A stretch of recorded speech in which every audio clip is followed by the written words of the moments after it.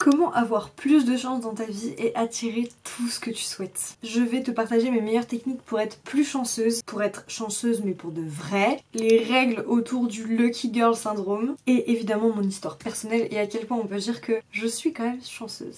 Si tu ne me connais pas, enchantée, je m'appelle Léa, j'ai 23 ans et j'ai 2 business, une agence social media et création de contenu et une marque de vêtements de seconde main. Sur cette chaîne, on parle de business mais également de développement personnel, c'est-à-dire comment être plus chanceuse, comment atteindre ses objectifs, comment manifester, comment avoir confiance en soi, comment oser faire les choses.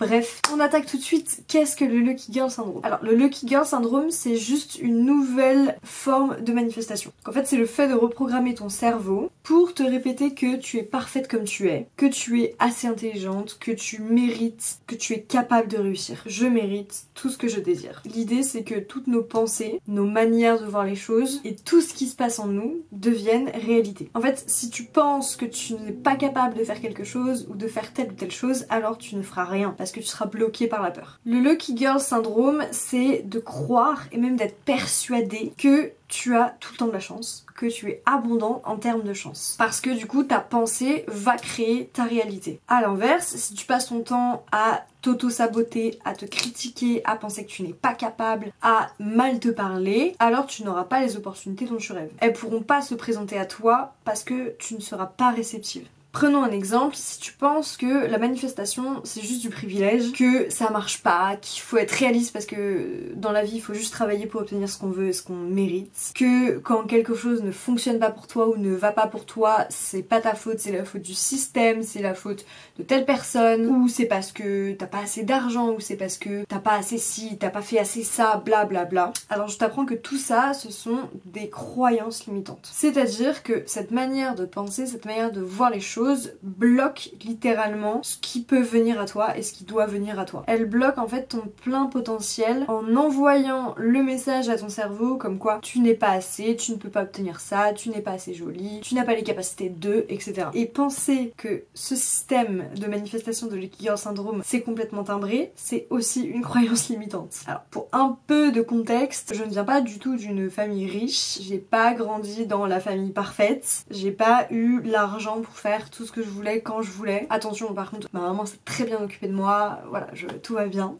Pourtant, j'ai décidé, moi, solo, que j'allais briser le schéma répétitif de ma famille, que j'allais briser les croyances limitantes autour des sujets pour lesquels j'avais des croyances limitantes, et j'ai tout simplement décidé de faire de chaque épreuve une force. Donc j'ai travaillé sur moi, j'ai clairement charbonné mon état d'esprit pour reprogrammer mon cerveau, reprogrammer mes croyances et du coup créer ma propre réalité comme je l'entends. J'ai essayé en tout cas de mettre le doigt sur toutes les croyances limitantes qui sont liées à comment j'ai grandi et le milieu dans lequel j'ai grandi pour tout combattre, en tout cas tout ce qui ne me plaît plus et pouvoir passer à l'étape d'au-dessus, l'étape d'après qui est de reprogrammer mon cerveau et de vivre dans une nouvelle réalité que j'ai décidé de créer. J'ai décidé que tout était possible, que je me donnais la capacité que tout soit réalisable, que tout ce qui vient dans ma tête et tout ce que j'ai envie de réaliser sera réalisable. Et c'est tout.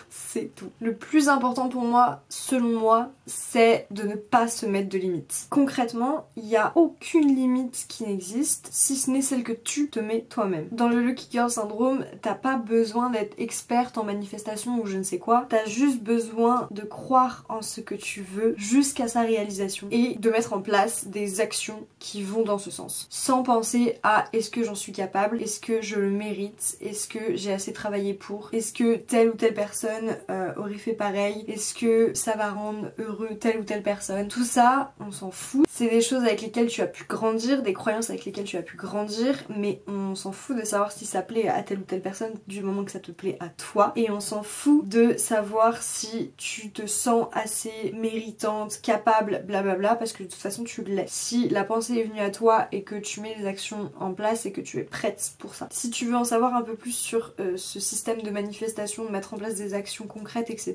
je t'invite à regarder ma première vidéo du mois de septembre. À quoi ça sert de penser à quelque chose que tu aimerais faire, que tu aimerais avoir ou que tu aimerais réaliser et te dire que de toute façon tu n'y arriveras pas ou que c'est trop beau pour toi. Quelle est l'utilité de penser à ça si dans tous les cas tu ne peux pas l'atteindre? Quel est l'intérêt de briser tes rêves avant même d'avoir essayé et mis des choses en place? Désolée de te le dire, mais tu ne perds rien à croire en tes rêves. Tu ne perds rien à faire de ces rêves tes objectifs ultimes et de mettre des choses en place, des choses positives qui vont dans ce sens. Très sincèrement, je ne vois pas pourquoi tu n'y arriverais pas. C'est aussi simple que ça. Alors que j'imagine il y en a plein d'autres qui ont déjà réussi ces objectifs là. Pourquoi pas toi? Et je te le dis, au moment où ton premier rêve va se réaliser, tu vas te sentir chanceuse. Mais vraiment ce sentiment de chance. Et c'est là le Lucky Girl Syndrome. Plus tu vas cultiver l'idée que tu es chanceuse, plus tu le seras. Plus tu vas vivre des choses qui te semblent merveilleuses, qui te rendent joyeuse, plus tu seras chanceuse. C'est un peu le plus égale plus de Lena, tu vois. Si tu as du coup le premier mindset de la personne qui n'y croit pas, qui de toute façon pense que c'est bullshit, que c'est privilégié les personnes qui manifestent et qui réalisent vraiment le rêve, blablabla. Avec ce mindset là, tu vas pas vouloir essayer de nouvelles choses parce que de toute façon ça marchera pas pour toi. Donc tu vas rester bloqué dans ta peur, en tout cas dans ton pessimisme,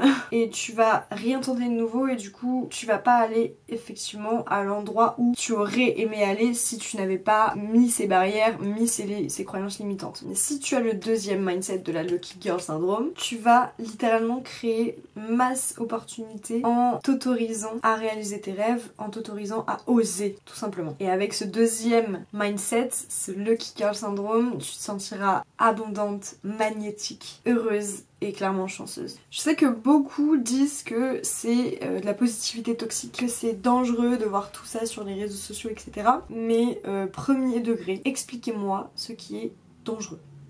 Vraiment premier degré. Genre le Lucky Girl Syndrome, c'est littéralement croire en ses rêves et croire en soi à tel point qu'on va oser mettre des choses en place, des choses concrètes pour aller vers nos rêves. Expliquez-moi ce qui est dangereux là-dedans.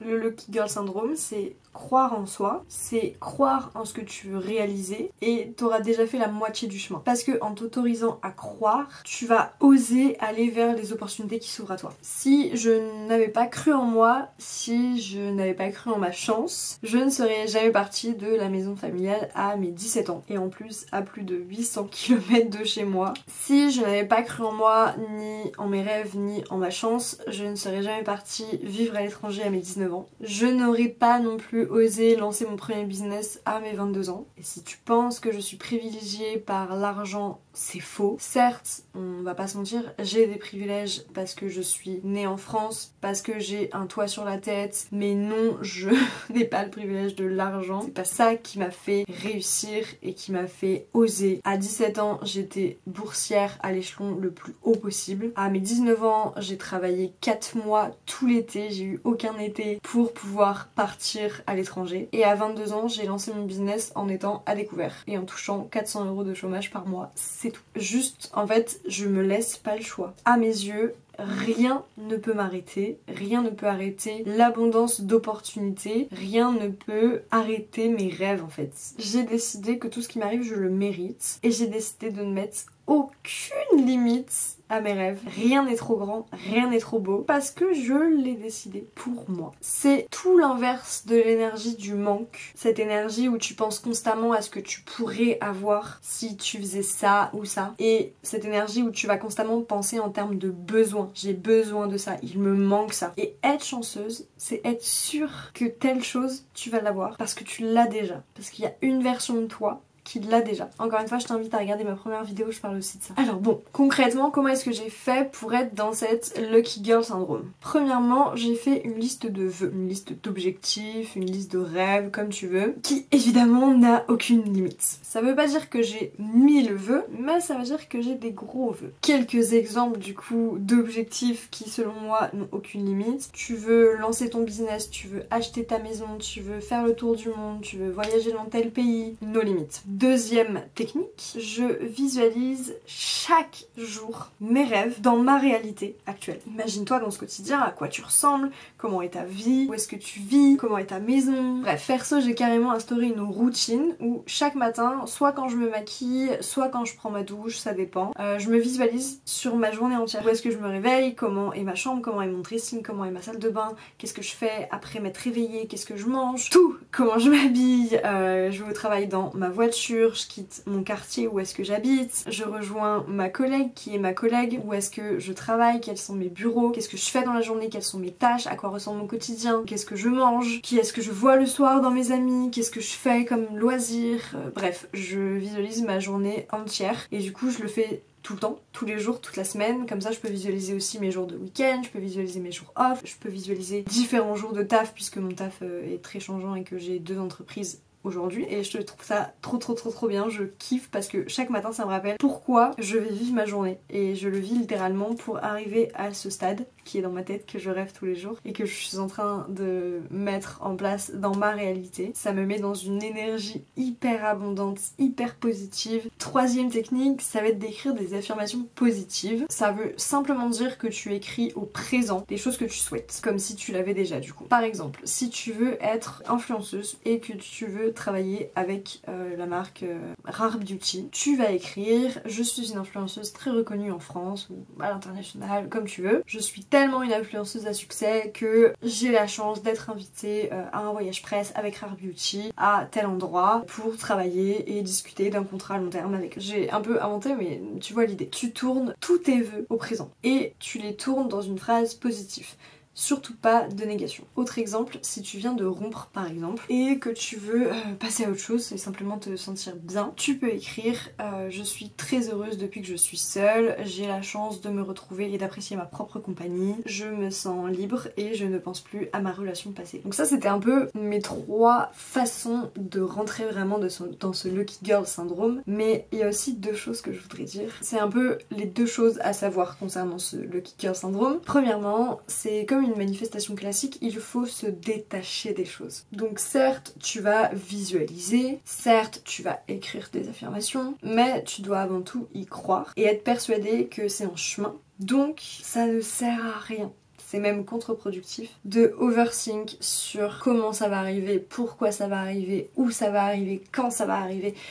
Tout ça, ça sert à rien d'y penser et surtout ça sert à rien de trop y penser. Ça ne sert à rien de rusher et d'essayer de provoquer les choses. Si tu y crois, si tu as manifesté, si tu es dans cette énergie positive abondante de Lucky Girl Syndrome, ça arrive. Et deuxième chose à savoir sur ce Lucky Girl Syndrome, on ne va pas t'apporter quelque chose de nouveau et de meilleur si tu n'es déjà pas reconnaissant et reconnaissante pour ce que tu as actuellement. Par exemple, si tu veux gagner plus d'argent, avoir plus de clients, etc. Si tu n'es déjà pas reconnaissant pour ce que tu as actuellement, ça sert à rien. Pourquoi on t'apporterait plus si tu n'es déjà pas capable d'être consciente que ce que tu as c'est super. Je sais que c'est compliqué mais c'est très important aussi d'être reconnaissante pour le mauvais, pour le moins fun qui arrive dans ta vie. Parce que, encore une fois, tout arrive pour une raison. Si ça arrive à ce moment-là, c'est qu'il y a une raison. On dit aussi souvent que quand il y a un gros down où il y a plein de choses, on a l'impression que tout s'effondre, etc. C'est parce que derrière il y a du mieux qui arrive et on est obligé d'un peu de tout déconstruire pour que tout se reconstruise en beaucoup mieux. Tout ça, ça arrive pour une raison et peut-être qu'il faut faire de la place pour que les nouvelles choses arrivent à toi. Pour terminer, souviens-toi